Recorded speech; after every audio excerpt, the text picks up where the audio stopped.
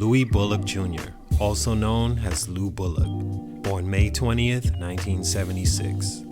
Today's feature is one of the best college three-point shooters in history. Although looking at a list of the all-time leaders in this category, you'd be fibbing if you said you saw his name. Why is that? For his 4-year career, he shot a total of 42% from beyond the arc, which is better than Steph Curry at Davidson or JJ Redick at Duke.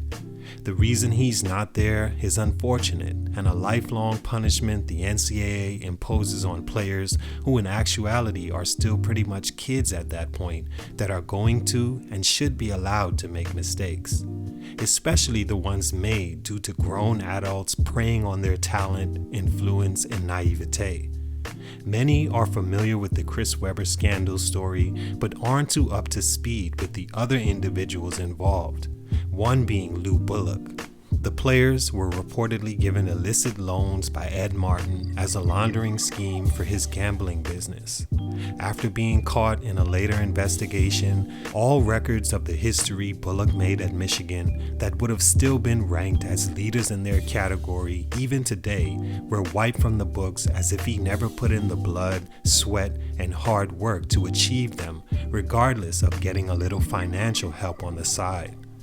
Despite this, he was still an NBA draft pick and had a chance to make an NBA team, which is to be saluted.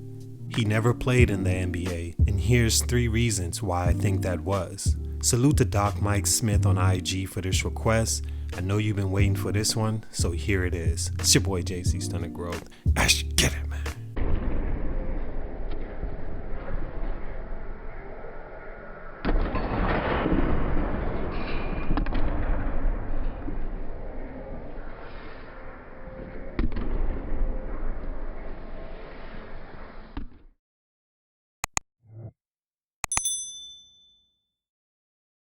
Louis Bullock is a 6'1" guard from Maryland, just outside Washington, D.C., and was a high school star in the early to mid-90s. Leaving high school, he was a McDonald's All-American and also won the event's three-point shooting contest. He chose the University of Michigan as his college choice over Florida and hometown University of Maryland. It was a good choice for Bullock, who later became a star from the program and tops in multiple statistical categories by the time he left school. A feat that, as mentioned earlier, was later wiped from the history books. Either way, Bullock entered Michigan with fellow NBA draft pick and potential Stunted Growth feature Robert Tractor Traylor, rest in peace, and was expected to take off. Stunt number 1, caught in the middle. Being what may be considered by some an undersized guard in the sport of basketball, you must have a few things that can lean you toward one of the guard positions, translate greatly to the NBA, or at the very least not label you as a defensive liability. At 6'1", Bullock, in his style of play, didn't lean him toward either the point guard position nor the shooting guard position, which left him caught in the middle of the two, making it hard to stand out in a business considering the amount of prospects it sees each year. His skills, although great in certain aspects like shooting in particular, doesn't translate well to the league, being that he wasn't the quickest, fastest, or most athletic guard that can compete at that level. Along with those, Bullock's game did make him a potential defensive liability, seeing as his main attraction was his shooting, which puts him when best suited in the shooting guard mold while being just 6'1" and easily posted up or outclassed strength-wise. The 90s, to me, as you may agree with, had the best era for shooting guards. That position was filled with guys from 6'5" to 6'7" who were, for the most part, all super athletic, strong, could get their own shots in many ways, and had perfectly translational skills for that level. It would have been hard to place Bullock in that situation to guard one of those guys, making him less playable and eventually stunning his growth.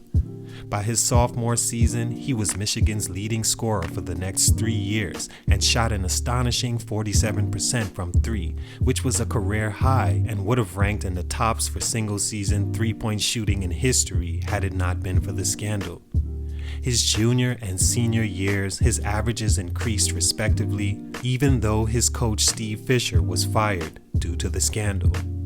His team didn't make the tournament in his senior season, and thereafter, Bullock entered the NBA draft where he was selected 42nd overall by the Timberwolves, then traded to the Magic for cash considerations. And this is where the rubber finally met the road for Bullock. Even though he was drafted for a second rounder, that only means you were invited to a team's training camp realistically, with them having the choice whether to sign you or not. Looking at Bullock on paper though, he was very different than seeing him matched up against NBA level guards in that he wasn't valuable on defense, not being athletic enough, and he was small for the shooting guard and not a good enough team runner or distributor to play him at the point. His best attribute was shooting, so naturally you want to play him at the 2, but for reasons I laid out, that was difficult to commit to as a franchise. And so, he was waived before the season even began and never played in the NBA. In my opinion, mainly because he was stuck in the middle of guard positions. Stunt number 2, along with that. Bullock in college was a straight sniper. He never saw a three-pointer he couldn't make and had interesting ways of getting open for those looks, being in a perfect Steve Fisher offense that has always favored guards. But along with that shooting, what else does he bring to the table? By now, you've heard me speak on how he wasn't suited perfectly for any NBA guard position, and it's mostly because those positions require you to do multiple things at standard levels, if not do one of those at elite levels. Shooting threes is more of a shooting guard specialty, especially in those times, so let's eliminate that from his abilities because we already spoke on how his size didn't make him very suitable for the shooting guard in the NBA. Now what do you have? In college, he averaged 2.3 assists a game with a career high of 2.9. As an NBA point guard I'm investing in, that's just not enough. In college, he also averaged 1 steal a game, which shows he wasn't very special on defense, and 3 rebounds. He did shoot 86% from the free throw line, which certifies to me that he's a good shooter, but just not bringing enough for his size and suited position outside of that to see him getting the opportunity, especially in those times. Stunt number 3, the 90s. Speaking of that, I think the era he played in simply didn't showcase what he could be as an undersized combo guard like, let's say, the 80s or today's game would have. This was a time when the greatest shooting guard ever, Michael Jordan, was dominating that position and more.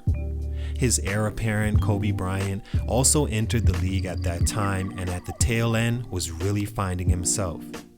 There were also other borderline stars and superstars at the position that were seen as better suited and could make a guy like Bullock lost in the shuffle. Even a guy like Allen Iverson, who was Bullock's size and also in the middle of positions. Iverson was elite at both if he chose to flip that switch. That era was the era of the shooting guard, and Bullock just didn't fit that, lacking the size and athletic ability, along with skills like distribution and defense. Many say that scandal may have been a growth stunt for him, but I really don't think players after they have left the NCAA are affected by that translating to the league. I think the reasons mentioned were the biggest growth stunts for Louis, who was once considered a top 30 prospect leaving high school, and the 42nd pick in the NBA draft. He would go on to have a very long and productive career overseas, highlighted by a Euro Cup championship and Spanish League MVP. All in all, salute to everyone that requested this guy, especially my man Mike Smith on IG. Bullock is definitely a story that should be told and an example of what it takes to see success at that level. If you're caught in the middle of the road position-wise, it's smart to develop the skills as an amateur that will translate greatly to the NBA while you're still an amateur. You may be seeing success in your days prior to the draft, but you have to look at your career end goal and take those things into consideration. He was a great college player and overseas performer, but in the NBA, for these reasons, his growth was stunted. It's your boy JC, Stunted Growth. I'm out.